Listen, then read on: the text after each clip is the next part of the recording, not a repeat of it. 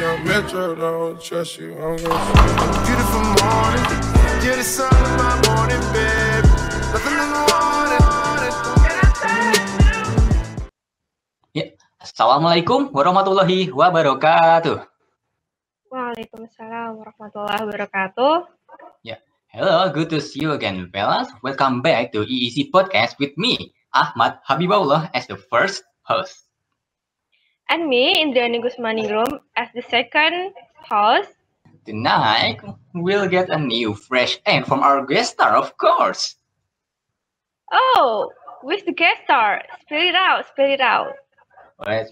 Take it easy, Mbak Indri. Okay, so our guest star this time is Big Brother Faisal Nurdin, a former president of EEC. Nah, jadi kali ini guest star kita itu ada Mas Faisal Nurdin. Nah, Mas Faisal Nurdin ini dulu pernah jadi presiden EEC nih, Mbak. Oh iya, bukan presiden ternyata, maaf ya, tadi ada kesalahan informasi, tapi Ministry of TDD, Talent Development Department. Oke, salah satu departemen EEC. Maaf, tadi ada salah komunikasi sedikit.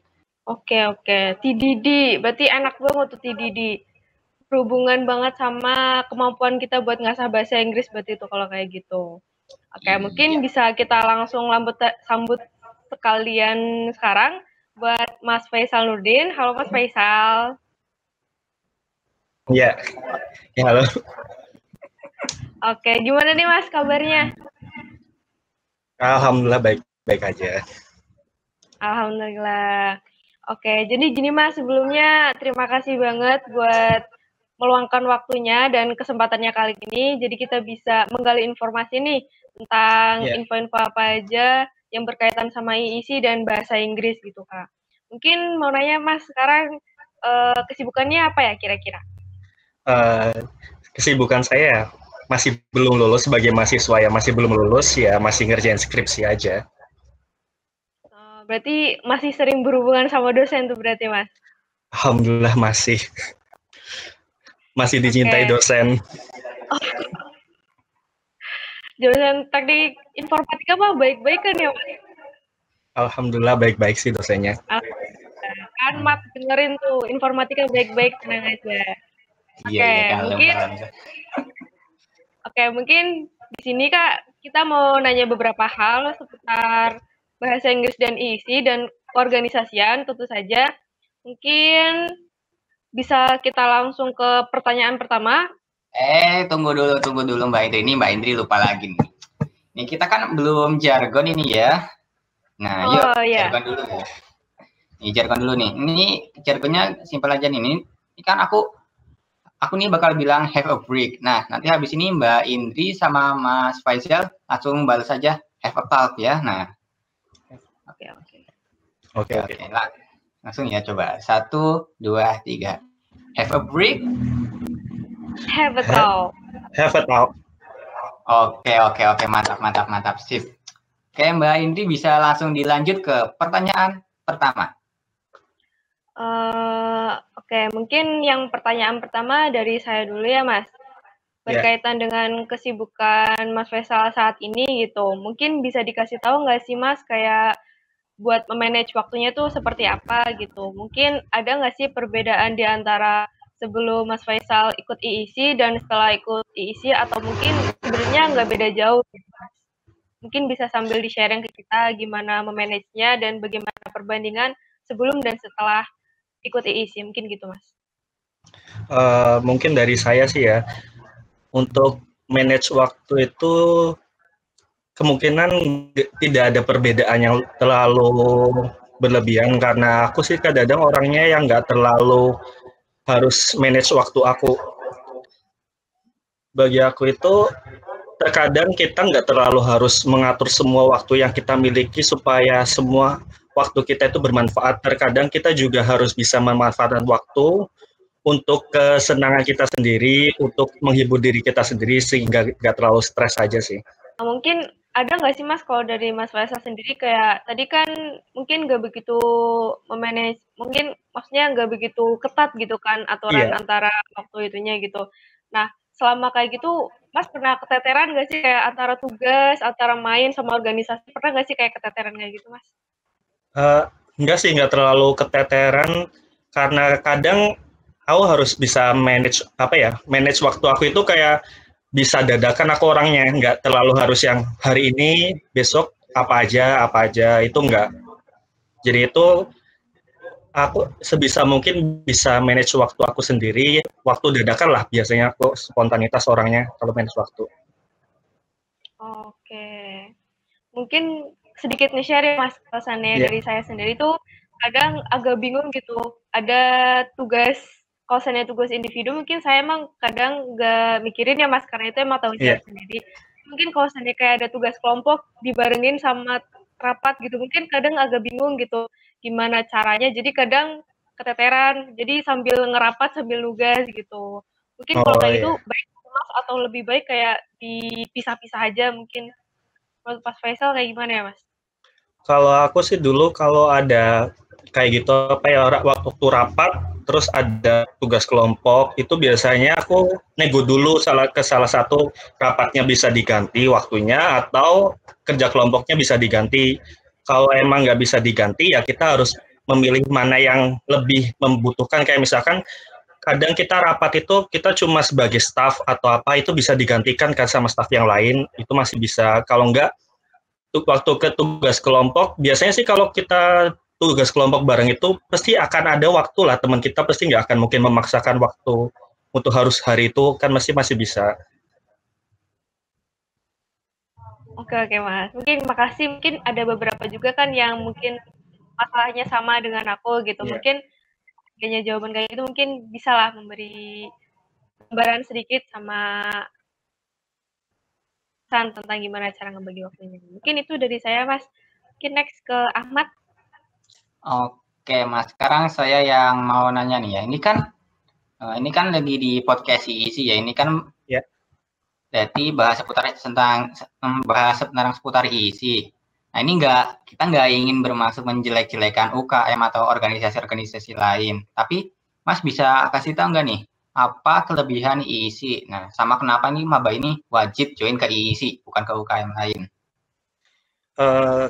Kalau aku ya secara pribadi yang aku rasakan di IISI dibandingkan yang aku lihat di UKM lain, itu yang aku rasakan adalah IISI itu bukan sekedar UKM, tapi adalah sebuah keluarga. Di kita itu di IISI biasanya kita tahu saling keterbukaan antar organisernya dengan member.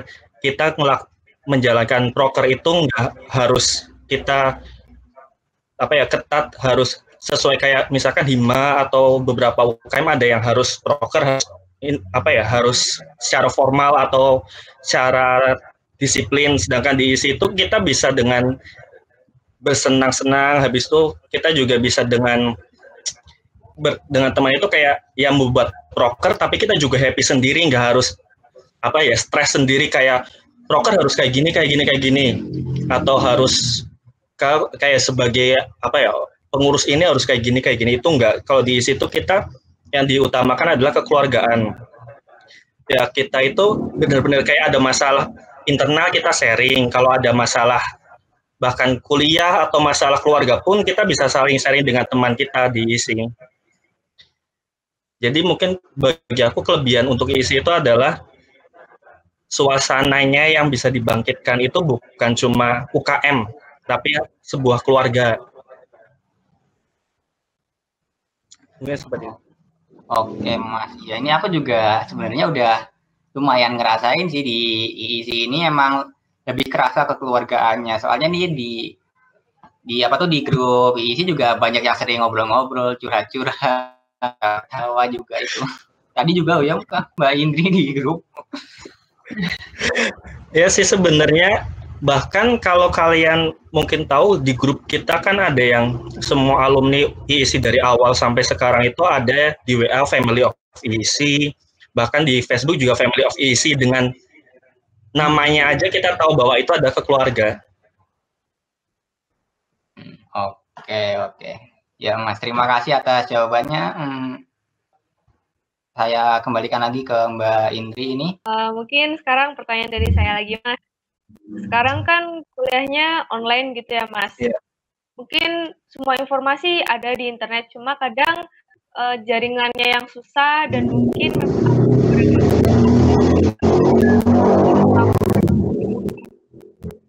jadi mereka bingung gitu, informasi yang tersebar nggak lengkap gitu. Mungkin ada nggak sih Mas kayak mungkin kan gitu biar itu mau masuk ke IIC gitu. Ada nggak Mas kira-kira? Kalau aku sih apa ya, rayuannya kayaknya dari sih udah lumayan bagus kok, udah banyak event-event yang secara online-nya udah bagus jalannya. Selain itu mungkin bisa dirayu dengan apa proker-proker yang lebih interaktif, lebih menarik gitu. Kalau menurut aku sih.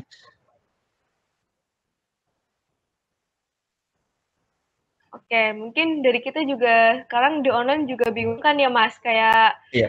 ada beberapa proker yang memang harus ditunda dan beberapa proker yang memang bingung juga ini harus bagaimana karena online gitu.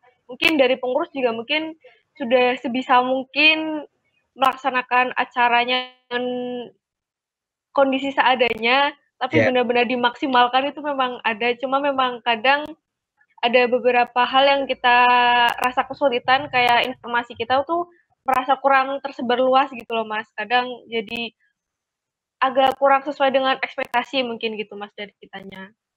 Jadi kadang agak susah buat menarik anggota atau peserta, mungkin ada beberapa kesulitan di bagian itu. Kalau di masa pandemi dan online sih dari saya begitu Mas, kira-kira. Kalau menurut aku sih kayak gini ya, kita sebagai pengurus IIC atau UKM itu, kita itu adalah memberi, tidak memaksakan. Kalau misalkan informasi yang kita anggap itu kurang bisa menyebar, ya terkadang bukan dari kitanya yang kurang promosi atau kurang menyebarkan berita, terkadang itu malah dari mahasiswa-mahasiswanya yang kurang tertarik, kurang berminat. Kalau menurut aku sih nggak harus dipaksakan semua proker itu ada yang datang itu puluhan orang, 30-an, tapi lebih ke bagaimana proker itu bisa dirasakan orang-orang yang ikut. Oke Mas, oke. Mungkin jadi jangan terlalu dipaksakan ya Mas, mending bagaimana caranya biar tujuan dari proker tersebut tuh benar-benar bisa dirasakan sama pesertanya. Mungkin lebih ke fokus ke situ ya Mas. Iya. Selain itu juga kan kalian sebagai pionir mungkin secara online juga nggak harus kayak nggak harus terpaksa harus yang ikut setiap prokernya itu banyak, itu nggak harus. Yang penting kalian udah berusaha dengan maksimal mungkin. Kalau menurut aku kayak gitu. Oke, thank you banget Mas sama jawabannya. Mungkin next ke Ahmad lagi. Oke, ini aku bakal nanya lagi nih Mas. Nih, sebelumnya kan kalau aku nggak salah dengar nih ya Mas, Mas Faisal dulu pernah ikut POD jadi perwakilan FT kan Mas? Beneran nggak nih? Saya konfirmasi dulu. POD. Passion of Debate. Oh, iya. Iya. Ini bisa sedikit jelasin tentang kesan-kesan sama pengalaman-pengalamannya nggak Mas pas ikut Passion of Debate itu? Iya sih, mungkin tadi aku bingung POD itu apa, karena tahun aku itu namanya debate class dulu. Oh, debate class ya. Sekarang udah diganti namanya Mas jadi POD. Iya. Ya, kalau untuk kesan pesannya dulu pertama kali itu, mungkin kalau untuk perjalanan debat aku ya, kalau aku boleh cerita dikit. Jadi itu mungkin pertama kali aku masuk ke Unsud itu, aku nggak tahu debat bahasa Inggris itu kayak gimana. Nggak pernah diajarin mungkin debat bahasa Inggris kayak gimana. Tahunya itu dulu, waktu itu aku cuma tahu pidato bahasa Inggris atau speech. Ya, jadi waktu masuk kuliah itu dulu waktu ospek, itu kakak koordinator atau pendamping deh kayaknya, itu jelasin bahwa di universitas itu pidato bahasa Inggris atau storytelling itu bukan yang acuan utama untuk lomba bahasa Inggris, tapi itu debat bahasa Inggris. Nah, waktu pertama kali habis kelar ospek kan tahu UKM di teknik itu yang UKM bahasa Inggris itu IIS itu. Pertama itu lihat sekrenya itu dulu itu mungkin yang belum kayak sekarang kan sekrenya ada kumpul tau dulu. Tahun aku itu sekrenya itu di gedung B di lantai 1. Yang pakainya itu ini apa kayak samping gedung ruang dosen yang baru apa ya sekarang udah jadi ruang dosen yang bawah. B jadi ruang dosen kalau nggak salah itu Mas. Ya pokoknya di daerah situ itu dulu pertama kali itu sekrinya sepi banget. Mungkin pertama kali itu kayak gitu ngerasain kok sekre sepi tapi kok mau ikut UKM-nya gimana nggak ada kabar kan. Terus itu pertama kali tahu itu ada selembaran di depan sekre itu ada latihan debat bahasa Inggris. Nah ya, pertama kali itu kan ikutnya dulu itu ada proker di situ namanya Sensation. Itu debat 4 fakultas. Jadi fakultas teknik, MIPA, biologi, sama perikanan. Nah di Sensation itu dulu itu mewakili jurusan masing-masing. Jadi masih informatika, elektro, geologi, sipil. Jadi itu masih gitu. Dulu pertama kali ikut debat itu ya dilatih sama cutting informatika dulu kalau aku anak informatika. Jadi pertama kali ikut lomba debat itu diajarin debat itu kayak gimana itu ya kaget. Kayak ya debat ya benar-benar berbeda kayak kalau yang pernah ikut speech, pidato atau storytelling ya itu beda banget debat itu kita harus bikin argumen baru, nyari argumen, harus mau diposisikan sebagai orang yang mendukung atau tidak mendukung suatu topik pembicaraan. Nah, waktu dulu ikut Sensation itu, aku berasa kayak orang yang gak pinter debat sama sekali, gak pinter bahasa Inggris. Bahkan pertama kali latihan itu, yang harusnya 7 menit gelagap depan. Mungkin yang pertama kali latihan debat pasti kayak gitu, disuruh ngomong 7 menit depan, paling bisa 10 detik itu udah gelagapan sendiri, bingung mau ngomong apa. Habis itu latihan terus itu udah lumayan lah. Mungkin yang awal-awal pada yang ikut debat ya kaget, kok harus 7 menit, lama banget ngomongnya di depan, belum malu, belum grogi dan lain-lain. Habis itu ya kelar ikut lomba Sensation itu kan di debat itu ada dua babak tuh, babak prelim sama elimination. Nah, waktu di prelim itu timku itu udah kalah. udah nggak sampai babak eliminasi. Jadi waktu itu ya kayak sedih aja sih, berasa kayak bisa sampai di babak selanjutnya. Nah, tim yang lain itu tim informatika waktu itu ngirim 3 tim itu, yang masuk eliminasi itu 2 dan yang enggak itu timku doang. Jadi itu kayak sedih banget. Jadi itu waktu kelar lomba Sensation itu semester selanjutnya itu ada lomba, mungkin sekarang udah nggak ada ya lombanya, itu yang ngadain itu SEF Student English Forum, itu ada Interfaculty Debating Championship atau IFDC. Jadi kalau di IFDC itu sama Sensation itu pakainya kan Asian Preliminary Debate-nya. Gitu. Beda kalau mungkin tahunnya sekarang kan adanya NUDC tuh. Kalau dulu NUDC kan pakainya British, sedangkan dulu itu pakainya Asian. Nah, kalau untuk yang IFDC itu pengalamannya yang paling the best banget aku rasakan untuk lomba debat bahasa Inggris. Jadi itu ini panjang banget diceritain, nggak apa-apa? Nggak apa-apa. Ya ini emang buat share pengalamannya masih ya. Nggak apa-apa, ceritain aja. Jadi itu waktu pertama kali IFDC itu, semua anak-anak 2014 angkatanku itu ditanyain yang dulu pernah ikut debat di Sensation, mau ngelanjut nggak, mau latihan lagi nggak. Dan hampir dari tadinya itu dari informatika itu 9 orang, elektro itu 9 orang, sipil itu 6 orang, biologi itu 6 orang. Dari segitu banyaknya itu cuma tersisa itu 4 orang doang yang lanjut. Jadi itu benar-benar berasa kayak ngilang kayak gitu. Nah, waktu udah mulai kita FDC itu mulai latihan, dilatih lagi sama, dan di FDC itu latihannya nggak cuma angkatan 2014 digabung sama 2013 angkatan sebelumnya. Jadi 2 angkatan untuk FDC waktu itu. Latihan itu hampir fokus itu dari semester 2 sampai, jadi lombanya di semester 3 kan, di September. Itu latihan itu mulai dari bulan Maret. Dan setiap itu hampir 1 minggu itu 2 atau 3 kali kita latihan dari jam 4 sore itu sampai jam 12 malam. Itu ya mulai latihan, awal-awal latihannya masih nggak berfokus buat tim-tim pilih kan, masih latihan kayak biasa-biasa aja.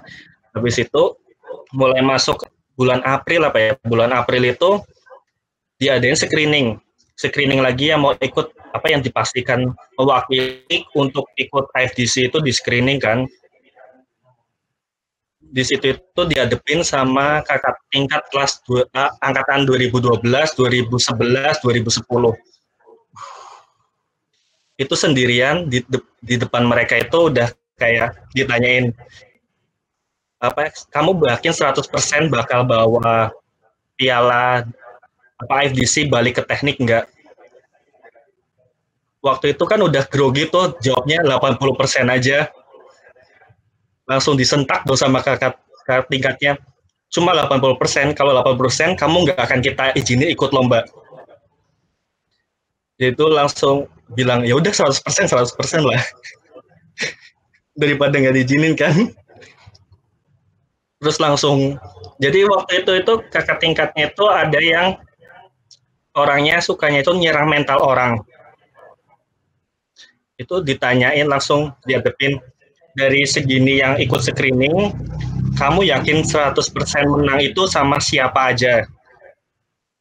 Itu tuh langsung dikasih tahu. Jadi bener-bener kayak itulah diserang mentalnya kita itu kayak gimana. Itu di situ banyak kayak banyak yang down, banyak yang nggak ngelanjutin gara-gara screeningnya. Habis itu kelar screening itu, alhamdulillah aku diikutkan kan di satu tim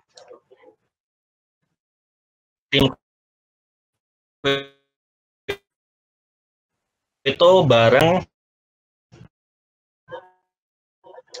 sama teknik room itu teknik sipil 2013. Habis itu next-nya itu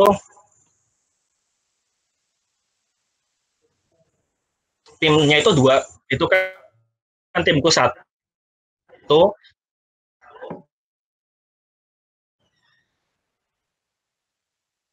terus tim satunya itu ada terus kita itu 2 tim itu udah pasti 2 tim yang dikirim, jadinya mulai latihan itu kita udah harus bangun chemistry, 1 tim harus bisa bangun kerjasama, habis itu harus bisa bikin pola pikir kita itu nyatu kan.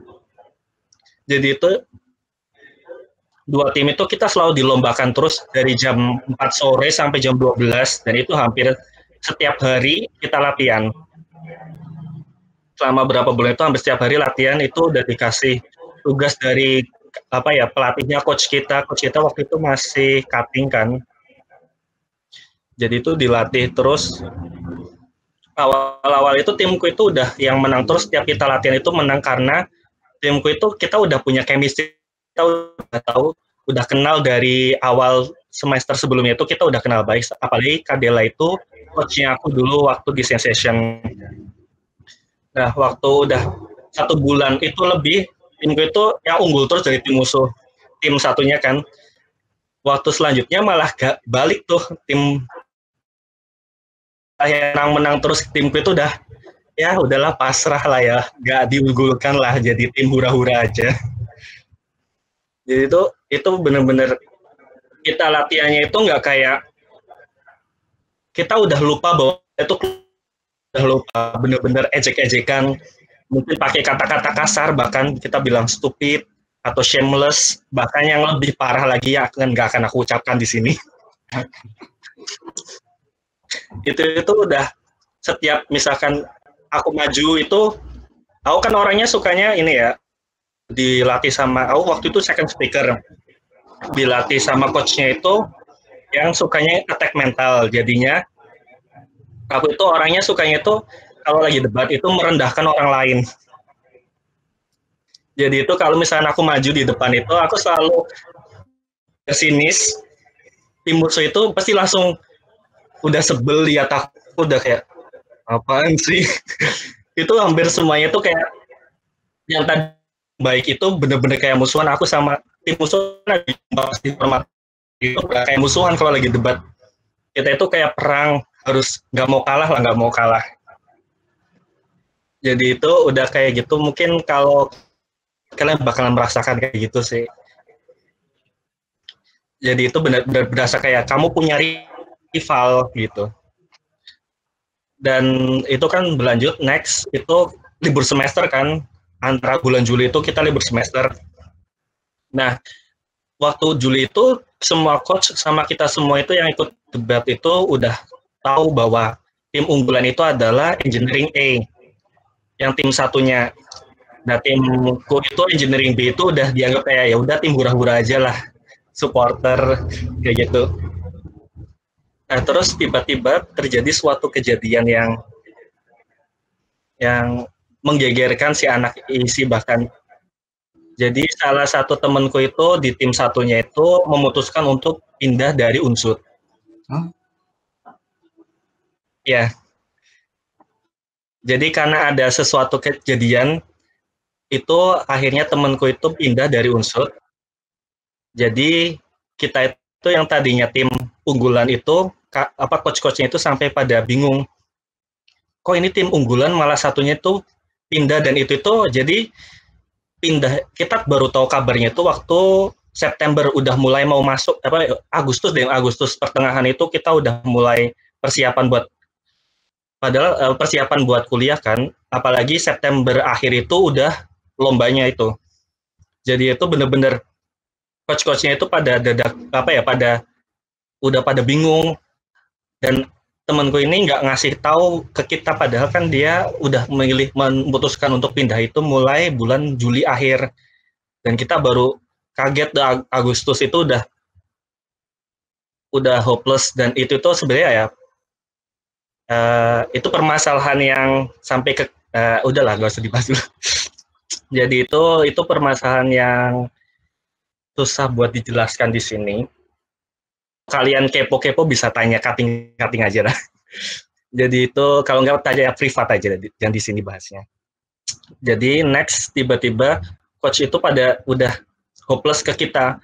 Soalnya yang tim unggulan satu udah pindah, terus satunya lagi itu dia nggak mau ngelanjutin kalau si yang pindah ini nggak ikut lomba bareng. Akhirnya tim satunya dirombak, itu nggak buat ikut, terus yang akhirnya tinggal satu doang, Dwiki yang masih stay di tim saya itu. Ini diganti sama kakak tingkat 2013, Kak Wildan sama Kak Pange. Dan itu tuh coach-coach itu udah pada hopeless bahwa teknik nggak akan mungkin jadi juara. Dan kita itu juga yang anak-anak itu udah pada hopeless juga, kayak ya yang diunggulin udah nggak ada. Terus apalagi timku itu berasa kayak tim hura-hura tiba-tiba, wah bebannya itu berat banget sumpah. Jadi itu waktu udah mulai Hamin berapa itu kita itu udah terpaksa dengan keadaan yang segitu, dikirimlah anak di Better Teknik buat ikut FDC kan. Dan timku itu jadi Engineering B, tim satunya jadi Engineering A. Waktu dulu di FDC itu tahunku itu ada 4 babak prelim. Jadi babak buat dapetin skor yang lebih, baru masuk ke babak eliminasi kan. Jadi timku itu dulu ada yang kejadian menarik banget sih waktu timku ikut lomba. Jadi pertama itu timku itu ketemu sama hari pertama itu hari Jumat itu kita ketemu sama kedokteran B, medical B. Jadi medical B itu ketemu medical B, motionnya atau temanya itu tentang assisted suicide atau euthanasia. Ada yang tahu nggak? Euthanasia kan suntik mati. Tahu. Ya tentang suntik mati ketemu anak kedokteran. Udah hopeless banget sih, kita udah hopeless. Terus dan timku itu adalah yang mendukung adanya euthanasia, sedangkan tim satunya itu yang nggak mendukung. Tim kita itu udah safety banget bikinnya itu, kita melegalkan euthanasia, tapi nggak mewajibkan orang buat bunuh diri. Jadi ada syarat-syaratnya, udah ada syaratnya. Kalau mau euthanasia harus ke psikiater dulu, nggak langsung diizinin di psikiater dulu. Kalau secara psikologinya nggak bisa diperbaiki, ya baru dilegalkan secara euthanasia. Nah kita itu udah kayak gitu tuh. Terus tiba-tiba tim musuh bilang bahwa kalau melegalkan euthanasia berarti sama aja membuka pintu kematian tuh. Itu udah timku udah bilang enggak gitu. Kita itu nggak mengizinkan semua orang buat bunuh diri, enggak. Kita cuma melegalkan doang, bunuh diri dilegalkan, udah nggak apa-apa kayak gitu, euthanasia dilegalkan. Terus tiba-tiba anak kedokteran yang ya lebih tahu lebih tahu tema tentang kedokteran bahas bahwa janji dokter sumpah dokter itu bahwa kita itu dokter nggak akan membunuh orang. Itu kita langsung, aduh, itu udah berat banget buat balikin. Terus habis kelar debatnya, pengumuman ternyata yang menang kedokteran lah. Dan itu menangnya itu kan jurinya ada 3, itu split decision. Jadi yang satu juri itu menangin timku, yang 2 juri menangin tim musuh. Nah habis itu next-nya itu ketemu sama 2 itu, aku lupa itu kalau nggak salah itu anak peternakan 2 kali peternakan itu menang 2 kali. Habis itu jadi pertama itu kalah, 2 kali menang. Terus di prelim keempat ajaibnya itu kita ketemu sama anak kedokteran B. Kedokteran B lagi yang tadi yang ngalahin kita yang pertama kali di prelim. Itu udah hari kedua kan, hari Sabtu itu prelim keempat itu. Waktu kita lagi bikin motion, kalau mungkin yang pernah ikut debat itu sebelum kita lomba itu 20 menit buat case build atau membuat apa yang kita akan bawakan, nulis apa aja yang materi yang kita bawakan. Nah waktu kita lagi case build, coachku itu yang KBB itu namanya KBB 2011, Elektro 2011, itu personal coachku juga karena dia yang sukanya attack mental itu yang aku tadi bilang. Dia itu pertama kali lihat kita itu dibilang kayak gini, bilangnya, kalau sampai kalian kalah lagi sama ini kedokteran B, berarti kalian bego. Jadi itu benar-benar dibilang kayak gitu sama cutting itu, langsung kita udah harus menang. Dan habis kelar ternyata kita bego.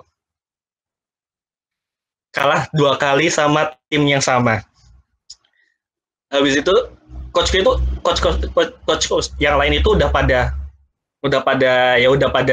ngerasa bahwa teknik kayaknya nggak masuk sampai eliminasi nih, susah.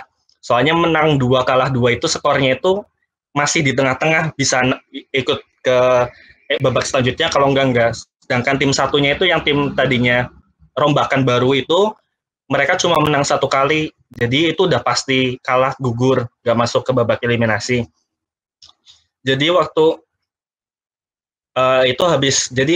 waktu tahunku itu habis kelar prelim itu kita ada namanya gala dinner. Jadi habis gala dinner itu ditentuin yang menang siapa. Alhamdulillahnya timku itu masih masuk ke babak pre-quarter. Jadi pre-quarter itu 12 tim yang masuk. Dan sistem pre-quarternya itu 4 tim unggulan itu langsung masuk ke babak 8 besar, sedangkan peringkat 5 sampai 12 itu ditandingkan.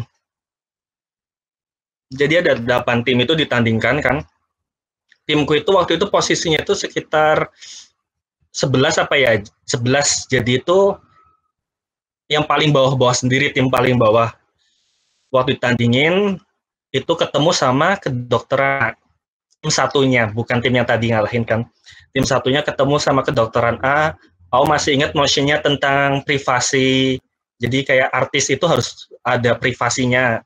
Waktu itu timku itu bilang, timku lebih setuju bahwa artis itu harus punya privasi, sedangkan tim musuh enggak. Waktu ketemu itu kita udah kayak down aja, kayak 2 kali udah kalah sama kedokteran satunya, pasti yang sama yang ini kayaknya udah, ya udahlah, down lah, udah. Tapi ternyata habis kelar itu kita menang. Timku itu ternyata menang dengan split decision lagi. Itu pre-quarter itu jurinya itu ditambah 2 jadi 5.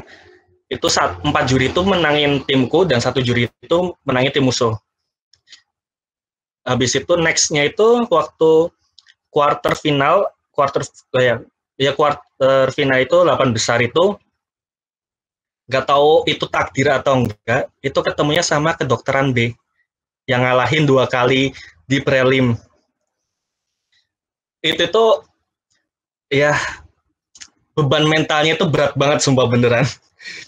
Apalagi itu, tapi waktu itu aku juga ngerasa lega jadinya itu Kak Dela sama Kak Titi yang satu tim sama aku itu tahun sebelumnya mereka itu juga satu tim, dan satu speakernya itu satu tim yang sebelumnya aku itu yang sama mereka itu adalah aku lupa, anak geologi 2013.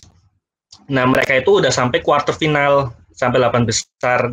Jadi waktu kemarin waktu bebanku itu adalah bahwa Kak Dela sama Kak Titi itu juga balik ke 8 besar, kalau nggak bisa sampai quarter finalis lagi, berarti ya aku kayak berasa beban aja lah. Jadi waktu udah sampai quarter itu udah kayak ya udah menang, udahlah terserah, walaupun ketemu sama yang 2 kali ngalahin. Kak Dela sama Kak Titi itu udah down, apalagi itu motionnya itu mosi yang timku itu nggak suka sebenarnya, yang kita itu nggak bener-bener nggak menguasai. Jadi itu tuh udah kayak down, udahlah terserah, maju aja ke depan. Kak Dela sama Kak Titi itu udah pasrah, sedangkan waktu itu aku udah kepikirannya itu udah down banget sih. Dan bahkan coachku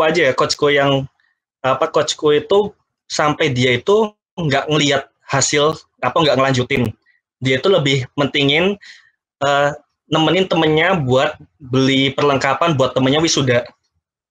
Jadi itu timku itu ditinggal. Jadi coachku itu udah kayak udah nggak akan menang lagi, itu udah pada pesimis. Jadi itu timku itu udah ikut pesimis. Tapi waktu itu aku masih ingat, aku itu ngomong sama Kak Dela sama Kak Titi, Kak, walaupun kita bego, seenggaknya jangan bego-bego amat lah. Jadinya itu jangan sampai kita kalah lah. 3 kali kalah dengan bego banget, sumpah. Jadi itu waktu lomba itu satu-satunya debat yang aku dari awal pertama maju sampai kelarnya debat itu aku nggak tahu aku ngomong apa. Aku nggak inget apa yang aku omongin. Saking udah kacaunya pikiran, otak itu udah habis maghrib, itu udah malam-malam, udah pusing, itu udah nggak ada omongin aja apa yang pengen aku omongin, ada di tulisan itu diomongin aja di buku. Dan untung tahu mungkin lagi Allah itu lagi berpihak sama kita, timku itu, tim musuh itu jadi ngelakuin kesalahan besar. Jadi itu kan ada yang namanya itu status quo. Jadi status quo di debat itu menunjukkan bahwa waktu kita debatin itu kondisinya seperti apa. Misalkan kayak kondisi sekarang lagi banyak lagi ini kan lagi ada COVID, ya berarti status quo sekarang berarti lagi COVID kan kondisi sekarang. Kita debat waktu lagi kondisi COVID. Nah, kesalahan tim musuh adalah mereka itu kayak gini bahasnya itu, first speaker-nya itu bilang bahwa kondisinya itu mereka membahas bahwa debat ini debat ini membahas tentang kejadian yang sebelum COVID.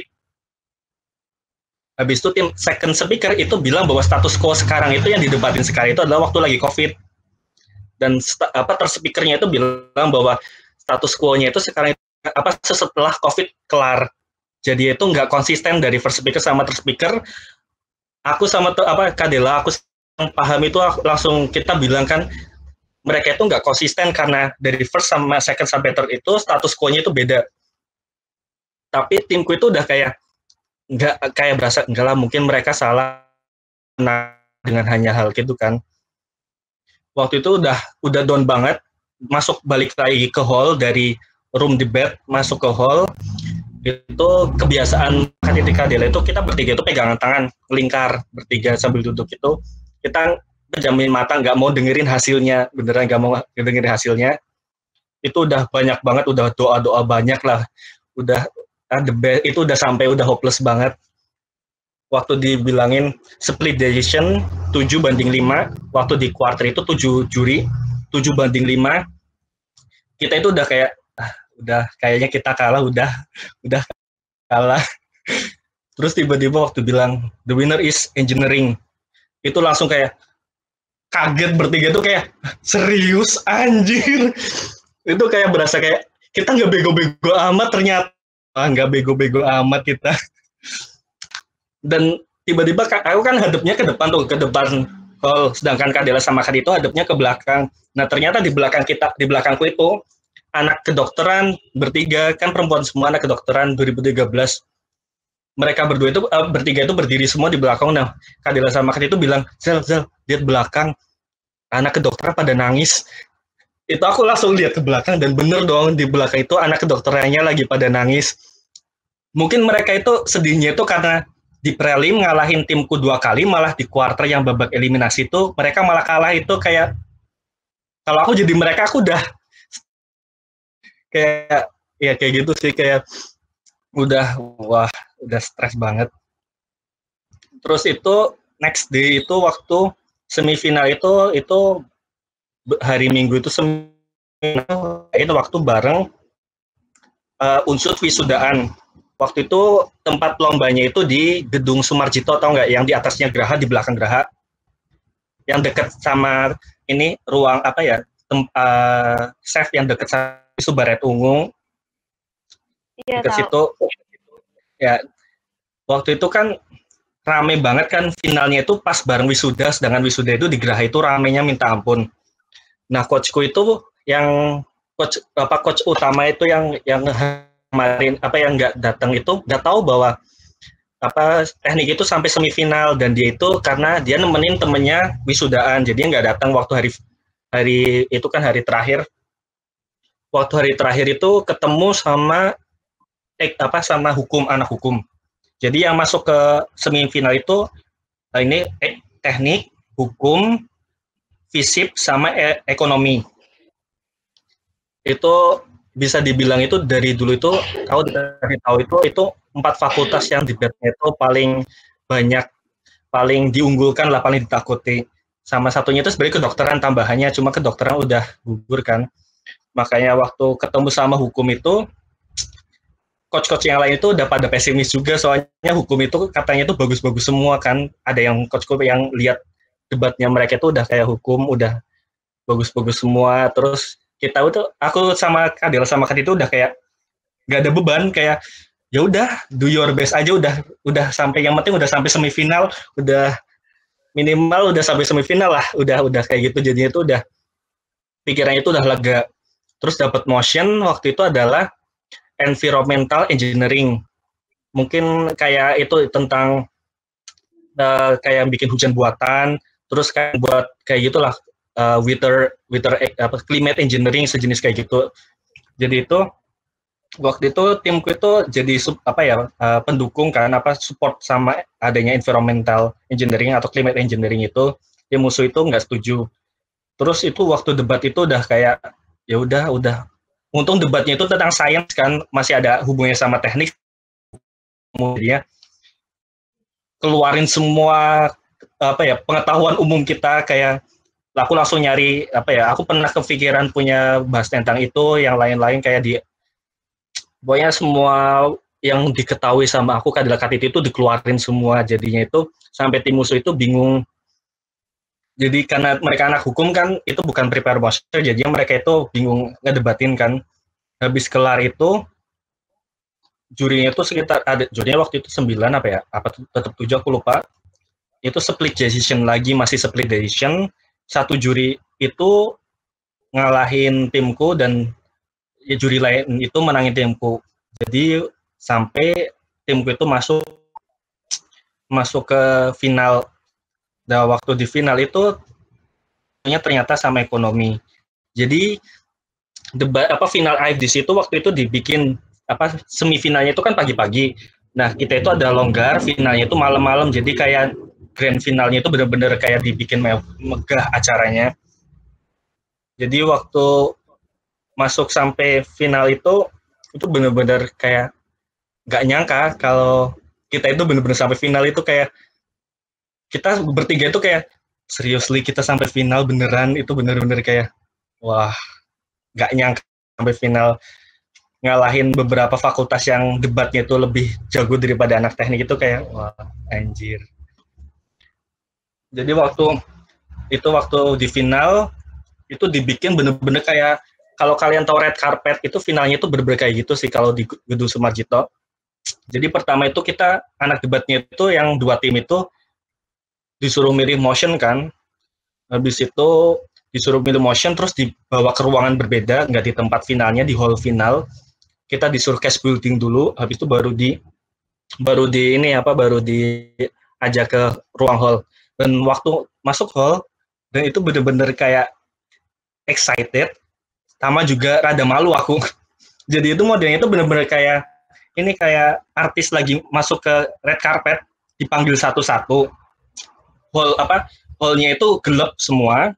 Dan kalau yang udah tahu masuk ke Gedung Sumarjito itu di tengahnya itu ada keramik merah, bener nggak? Ya, dari sampai podium itu ada sampai panggung itu ada keramik merah, dan di para penonton itu di samping itu lampunya dimatiin, dan itu cuma ada satu lampu kuning itu nyorot ke pintu, jadi nyorot ke kita para yang mau masuk. Dan itu samping-samping tempat duduk itu semua organizer semua pengurus lomba itu dari chef itu pada berdiri jadi kayak pagar gitu kan. Itu dipanggil satu-satu, itu bener-bener rada malu juga. Malu dipanggil satu-satu kayak gitu, maju ke depan. Waktu ketemu udah maju dipanggil satu-satu, udah dapat motion. Kita maju ke depan kan sama anak ekonomi. Itu udah motionnya waktu itu tuh Jokowi Sitol Project, tol lautnya Jokowi Project. Timku itu pingin melanjutkan, tim musuh itu pingin menghentikan. Jadi waktu di depan itu kita udah bilang kita itu pingin mereka itu nggak mau melanjutin Jokowi Sitol Project karena menghabiskan dana, biaya dan lain-lain, mendingan duit alokasinya dananya buat kesehatan, pendidikan dan lain-lain kan. Timku itu bilang bahwa dengan adanya Jokowi Sitol Project ini infrastrukturnya bagus, maka ekonominya akan lebih bagus, dan ekonomi bagus dapat comeback income lebih bagus lagi, negara bahkan bisa dialokasikan tahun selanjutnya itu duitnya itu bisa dialokasikan ke itu yang problemnya tim mereka, bahwa ke pendidikan, kesehatan dan lain kan. Timku itu waktu first speaker mereka maju udah biasa, habis itu first speakerku maju, Kadela maju udah biasa, tiba-tiba second speakernya mereka maju, mereka bahas dong Jokowi Sitol Project itu adalah Jokowi Sitol Project realistis.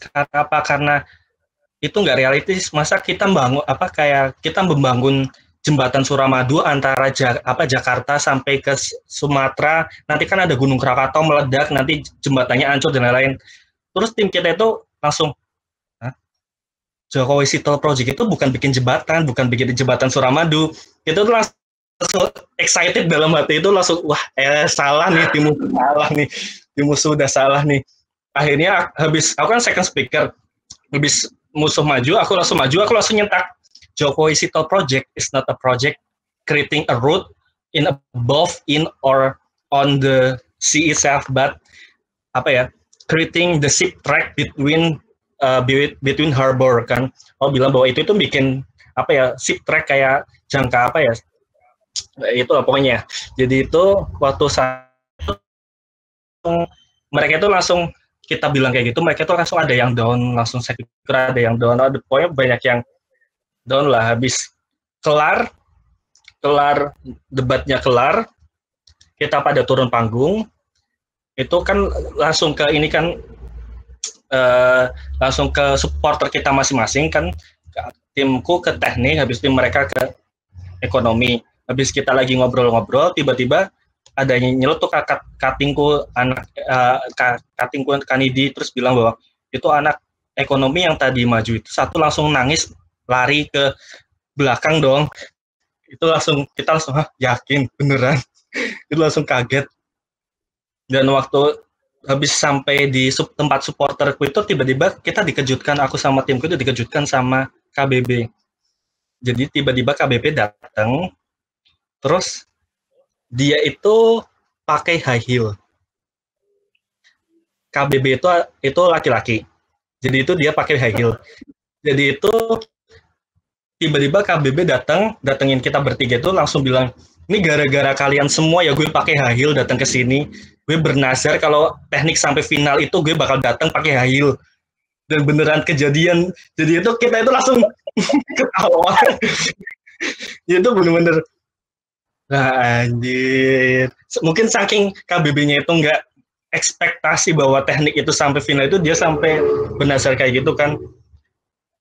Itu bener-bener habis itu waktu itu kita itu juga kaget. Tak kira ya, kita kira itu supporter di bagian teknik itu full anak teknik sampai belakang. Ternyata baru sadar di belakang itu anak hukum, habis itu anak fisip. Itu pada fokus, banyak itu anak mereka. Terus baru tau lah aku dari temenku yang anak fisip itu, ternyata itu di semifinal itu, yang tim semifinal satunya itu yang ekonomi sama fisip itu ada kejadian unik. Jadi itu waktu anak fisipnya itu lagi POI, lagi mau nyanggah, lagi ngomong, terus tiba-tiba anak ekonominya itu datengin bilang kata kasar bahasa Inggris. Jadi itu langsung mereka itu dua fakultas itu langsung langsung mau ada yang berantem gitu. Katanya itu habis kelar lomba jam mereka mau tawuran, anjir. Itu kayak wah gila, parah banget sih. Habis itu kelar debat itu, lomba finalnya itu masih ada ini kayak penampilan. Habis itu baru dikasih tahu pengumuman kan. Waktu pengumuman itu dijelasin lagi kan, semua dari juara season 1 FDC sampai terakhir waktu itu tahunku itu 15 kan. 16 tahunku itu 16. Jadi waktu itu kan tahun ke-11 itu FDC ke-11 kalau nggak salah. Ke berapa itu kan teknik itu pernah jadi juara 1. Waktu tahun 2011 itu juara 1 teknik. Habis itu jadi teknik itu waktu itu juara 1 kan 2011. Habis itu waktu 2016 jurinya waktu itu ada 11. Diumumin kayak biasa, aku sama Kadela sama Kak Titi tigaan di tengah-tengah, tutup mata, pegangan tangan bertiga. Udah. Dan itu udah doanya itu udah berdoa, udah doa segalanya, doa ada dibacain semua. Terus di samping itu coach-coach yang lain sama anak-anak teknik yang lain bilang udah kalian pasti yang menang, udah mereka itu salah, bahwa case-nya itu salah udah. Tapi kita itu udah ngerasa belum tentu menang, soalnya kayak anak ekonomi itu emang bener-bener debatnya itu ya emang itulah andalan unsur banget debat anak ekonomi, makanya udah masih ada rasa pesimis. Habis itu kelar ternyata split decision lagi. Jadi 11 juri itu 1 banding 10. Jadi 1 juri itu menangin 1 tim, 10 juri menangin tim satunya. Itu pertama kali di split decision itu timku itu udah kayak jangan-jangan ini tim kita kalah, jangan-jangan tim kita kalah. Habis langsung engineering itu langsung loncat teriak-teriak pada rebo sendiri anak teknik. Itu bener-bener nggak bisa digambarin tuh rasanya, sumpah itu the best banget. Temanku kan ada yang satu pindah karena satu alasan, karena dia sebenarnya nggak mau pindah, dia itu pingin ikut tapi karena dia terpaksa harus pindah, jadi dia itu bener-bener tak bilang rivalku karena dia second speaker juga sama aku. 11 sama-sama pinter matematika sama aku, jadi itu kayak bener-bener rival banget. Jadi itu waktu tahu dia pindah itu, ya habis tahu aku menang itu, pasti aku langsung bilang ke Kanidi, yang masih kontak-kontakan sama dia kan bilang, kan ini kasih tahu ke Emma bahwa timku engineering menang.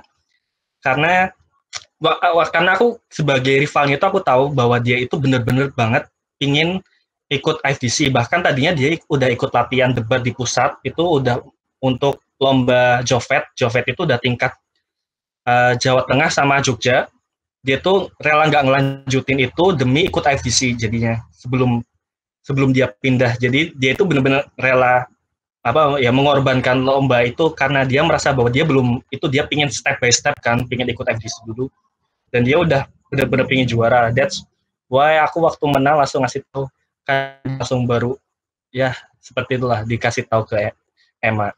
That's mungkin kayak gitu aja sih cerita panjang lebarku. Yes. Oke, Mas, ceritanya mantap banget sumpah. Sih buat para pendengar sama penonton kita nanti ini ya, bahwa pas di lomba itu pasti bakal ada naik turunnya, bakal ada cerita-cerita yang bisa seseru kayak gini loh. Bayangin aja loh, tadi pas awal-awalnya kalah tapi bisa comeback pas di terakhir terus bisa masuk ke semifinal, ke final itu tuh bisa menangin itu tuh. Nggak, sumpah udah gara-gara satu kesalahan itu yang pas Mas Faisal tadi udah diomongin ya, ada salah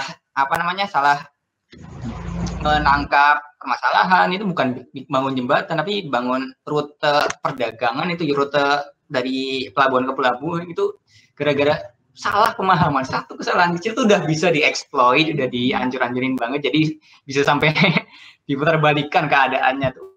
Mantap, mantap. Oke. Aduh, jadi pingin ini nih, tapi aku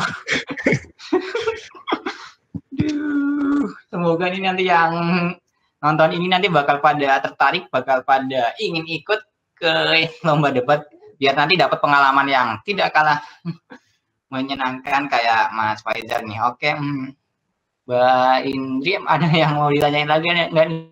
Parah, mantap banget tuh ceritanya Mas Faizal itu. Ya, itu sebenarnya asli kaget banget sebenarnya, kayak itu beneran mungkin takdir Tuhan kali ya Kak, kita bilangnya. Kayak ketemu sama tim B-nya kedokteran 2 kali kalah, udah lomba pesimis banget, tapi ternyata alhamdulillah banget, mungkin karena emang rezekinya lagi di teknik, mereka bikin kesalahan dan malah punya Kak Faizal yang maju ke final. Itu mungkin kayak nggak tahu sih, mungkin kalau misalnya aku di posisinya Kak Faizal kayak gak nyangka banget lah, kayak 2 kali bener-bener digugurin tuh udah sedown-downnya nggak sih Kak, kalau ngerasain kayak gitu tuh mungkin. Ya itu udah down-downnya itu bener-bener sampai coachnya aja bilang tim kalian itu bego banget, sumpah beneran bego. Kalau 2 kali itu udah kayak ya ketemu sama ini lagi, udah kayak down banget beneran sumpah. Ya sih, kayak emang itu gila banget sih, asli gila banget karena sampai segitunya banget. Mungkin agak nyinggung nih Kak, kalau pertanyaan terakhir dari aku ya Kak, agak nyinggung sedikit dari yang tadi. Itu kan debat bahasa Inggris ya Kak? Ya. Otomatis mau nggak mau kita tuh harus bisa speak pakai bahasa Inggris dan mungkin native gitu. Nah, kalau seandainya kayak gitu Kak, mungkin ini juga pengalaman dari aku sendiri sih, kayak pengen belajar bahasa Inggris, pengen mulai belajar speak nih bahasa Inggris, tapi masih bingung, masih ragu, masih malu, masih takut sama kesalahan yang dibuat, kayak mungkin di pronounce-nya atau di grammar-nya. Jadi kayak minder gitu loh Kak, nggak mau mencoba buat speak up gitu akhirnya. Nah, mungkin dari Kak Faisal sendiri nih yang udah pernah ikut lomba debat sampai mungkin rasain hal kayak gitu, bisa nggak sih ngasih tips ke kita buat ngatasin kayak ragu, malu, sama nggak pede buat coba speak up pakai bahasa Inggris? Itu sebenarnya aku juga kelupaan sih, itu termasuk ada kejadian lucu juga sebenarnya untuk aku sendiri. Jadi sebenarnya kalau dari cerita aku itu, aku dulu zaman SMP kelas 2 itu aku bener-bener sampai pernah sekali-kalinya aku itu orangnya malu banget, grogi. Bahkan pernah satu tugas guru bahasa Indonesia itu jadi newscaster, itu aku sampai rela nggak berangkat hari itu demi biar nggak maju, saking groginya aku.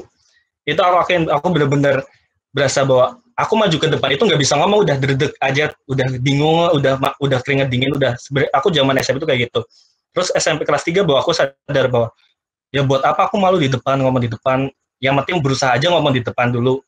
Itu aku mulai dari SMA itu ada lomba-lomba kayak debat kayak speech pidato bahasa Inggris, maju ikut, walaupun sebenarnya aku sampai SMA pun masih depan itu masih grogi, masih kadang-kadang keringet dingin, selalu grogi, selalu keringet dingin, selalu ngomongnya itu terbata-bata. Bahkan sampai aku ikut lomba FDC pun, itu aku itu masih ke depan itu masih grogi, waktu lomba sampai final pun aku grogi. Jadi aku dari aku itu ya masukannya itu satu, aku dulu waktu SMA ikut TOEFL. Aku dulu di SMA itu dibilang satu kelas itu yang paling pintar bahasa Inggrisnya, dibilang sama teman-temanku, sama guru bahasa Inggris. Tapi waktu ikut TOEFL satu SMA satu kelasku, itu aku hampir 10 terbawah di kelasku. Nilai TOEFL itu cuma 380 atau 305. Itu kecil banget beneran. Aku lupa 380 atau 360, itu kecil banget. Itu nilai TOEFL yang kecil banget, sumpah. Temanku itu ada yang sampai 400, ada yang di atas 400, ada yang 300 sampai 400. Itu tuh sampai temanku pada bilang, "Zal, kamu bahasa Inggrisnya pinter, kenapa nilai TOEFL-mu jelek banget segitu, bahkan kalah." Itu aku sampai bingung. Baru aku sadar bahwa ya emang aku grammarnya nggak pinter grammar, aku orangnya nggak pinter grammar. Bahkan sampai waktu ikut lomba pun ya, aku itu pertama kali ikut lomba itu benar-benar waktu final, itu aku ngelakuin kejadian yang bego, bener-bener bego, memalukan buat diri aku sendiri, karena aku salah pronounce. Jadi itu aku di depan itu salah pronounce. Harusnya itu Jokowi Sitol Project, dan aku itu malah Jokowi Situl. Jadi TOL aku baca TOOL. Jadi itu aku itu nggak nyadar di depan itu Situl, aku ngomongnya Situl, pokoknya karena udah kebawa emosi, kebawa suasana debat itu, udah pokoknya ngucapin ucapin segalanya itu, ya udah kayak gitu. Kalau aku sih ngatasinya itu kadang-kadang kalau untuk grogi ya, kalau yang mungkin untuk grogi, satu, aku kalau mau debat atau mau menyampaikan pidatoku itu aku nggak pernah langsung ngomong, itu aku nggak pernah. Biasanya itu langsung depan, tarik nafas, baca lagi ingat-ingat lagi apa yang mau aku omongin dari awal sampai akhir, aku urutin lagi kelupaan. Jadi baru kalau udah aku ngerasa udah nggak terlalu deg-degan, udah nggak terlalu grogi, baru aku ngomong. Dan kalau misalkan dari beberapa kalian yang merasa bahwa grammarku nggak bagus nih, kalau aku nggak terlalu pinter bahasa Inggris, pronounce-ku nggak bagus, kalau menurut aku di debat atau di pidato bahasa Inggris itu grammar, pronounce itu bukan segalanya. Walaupun kalau untuk pidato itu mungkin itu menjadi suatu penilaian, tapi itu semua akan gugur kalau kalian itu bisa pede di depan. Kalau aku kayak gitu, kalau aku sebenarnya grammarku hancur. Grammarku pun mungkin kalau aku tes lagi mungkin ya pas-pasan 450 atau berapa. Karena aku bener-bener nggak belajar grammar. Pronounce-ku kadang-kadang aku nggak bisa pronounce karena aku belajar bahasa Inggris itu otodidak. Dari film, dari game, dari novel, itu aku dari secara otodidak, jadinya itu pronounce-ku nggak bagus, nggak sebagus temenku di sastra Inggris. Habis itu grammarku nggak bagus, kayak Kak Nidi yang 600 PBT-nya. Itu aku nggak ngerasa sesuatu yang ini ya, kayak kenapa aku harus dihentikan gara-gara pronounce, grammar, untuk speak up di depan, untuk bisa berbahasa Inggris. Terkadang itu banyak orang yang ngerasa bahwa grammarku nggak bagus, pronounce-ku nggak bagus, aku nggak mau ngomong bahasa Inggris. Menurut aku itu adalah pola pikir yang salah. Yang pertama itu, kalau kamu ingin belajar bahasa Inggris, bisa ngomong Inggris ya, berani dulu. Kalau kamu aja nggak berani ngomong, nggak berani melakukannya, buat apa kamu punya nilai TOEFL yang 670 maksimalnya tuh per PBT, atau pronounce-mu bagus banget kayak native speaker dari Inggris, kalau kamu aja nggak berani ngomong di depan, nggak berani speak up, ya lo menurut aku ya speak up dulu. speak up ke dirimu sendiri depan cermin, bisa speak up ke teman dekatmu, latihan mulai kayak sehari-hari, mungkin nyoba ngomong bahasa Inggris, kalau nggak niru orang aja, kayak misalkan kalian video debat, video pidato, video public speaking, kalian ikutin aja, tiru orang. Itu yang penting kalian mencoba speak up. Aku juga sampai sekarang juga ngerasa bahwa TOEFL-ku jelek, pronounce-ku juga banyak yang salah, tapi aku nggak ngerasa malu. Buat apa aku malu kalau emang aku nggak pinter, ya yang penting aku berani ngomong daripada banyak yang lebih pinter, tapi mereka nggak mau speak up. Kalau menurut aku kayak gitu sih dari aku.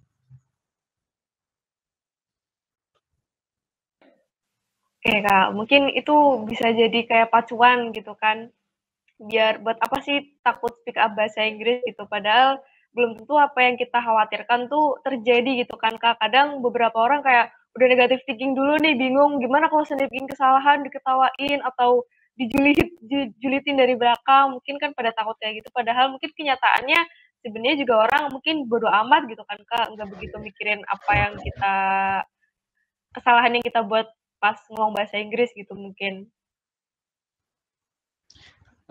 Mungkin kalau boleh masukkan itu, kalau dari aku buat semangatnya adalah terkadang itu orang itu kalau kita lagi misalkan aku dulu pernah nyoba ngomong pakai bahasa Inggris sama teman isiku yang satu angkatan kan, terus banyak yang bilang bilang kayak ngejek kayak gitu. Kalau aku bilang ya, kalau aku mikirnya gini, jangan terlalu takut kalau kalian diejek ngomong pakai bahasa Inggris, karena terkadang orang yang ngejek itu sebenarnya mereka ingin bisa berbahasa Inggris seperti kalian. Karena itu orang itu kayak membuat kita down itu karena mereka nggak mau kita berhasil, nggak mau kita itu lebih baik dari mereka. Mereka ingin mencari teman, jadi itu jangan terlalu dipikir omongan orang, anggap aja mereka itu orang yang iri pingin kayak kita. Kalau menurut aku gitu sih. Oke Kak, thank you banget buat informasinya, buat sarannya, buat masukannya juga. Mungkin dari situ kita juga bisa belajar sih Kak, biar nggak minder lah kalau suruh ngomong speak up, mulai dari bahasa Indonesia atau mungkin sampai bahasa Inggris juga gitu. Mungkin dari Mas Ahmad mau ada pertanyaan lagi atau enggak? Mungkin itu udah cukup dulu ya Mas buat malam ini, pertanyaan buat Masnya ya. Sebelumnya makasih banget buat Mas Faisal waktunya, informasinya, pengalamannya. Ya, sama-sama. Asli itu kaget banget sih, kayak wow banget lah, kayak bisa ngerasain kayak gitu, bahkan sampai bisa menang. Itu mungkin aku juga pengen kan lama-lama jadi kalau kayak gitu, pengen ngerasain sendiri rasanya kayak gimana gitu. Dan semoga yang ngedengerin podcast ini juga jadi punya informasi lebih banyak tentang bahasa, apalagi tentang debat kan tadi cerita kan Kak banyak banget. Jadi mungkin mereka punya gambaran, jadi nggak gampang nyerah atas apa yang udah mereka lakuin gitu. Mungkin dari kita itu dulu Kak, thank you buat waktunya. Mungkin begitu dulu, kita udah sampai di penghujung acara. It's been a lot and long to learn that we didn't feel the time has flown past long enough. Ya, oke. Berarti ini podcast kali sampai di sini dulu ya guys. Oke. Sebelum kita tutup podcast ini, ada quotes untuk podcast kali ini. Aku bacain ya. Success is no accident. It's hard work, perseverance, learning, studying, sacrifice, and most of all, love of what you are doing or learning to do. Jadi sukses itu bukanlah sebuah kebetulan, karena itu semua hasil dari kerja keras, ketekunan, belajar, berkorban, dan yang paling penting mencintai apa yang dilakukan atau yang sedang dipelajari. Oke, mungkin sekali lagi thank you banget buat Mas Faisal yang sudah bersedia opini-opini yang positif banget, apalagi yang membangun IIC berhubungan dengan bahasa Inggris dan bermanfaat lah pokoknya buat yang nonton video podcast ini. Oke. Terus tidak lupa juga terima kasih untuk teman-teman dan rekan-rekan yang sudah menonton podcast kita kali ini. Ya, sampai jumpa di podcast selanjutnya. Bye-bye. Thank you, Kak. Ya, welcome. Sama-sama. Terima kasih juga. Oke.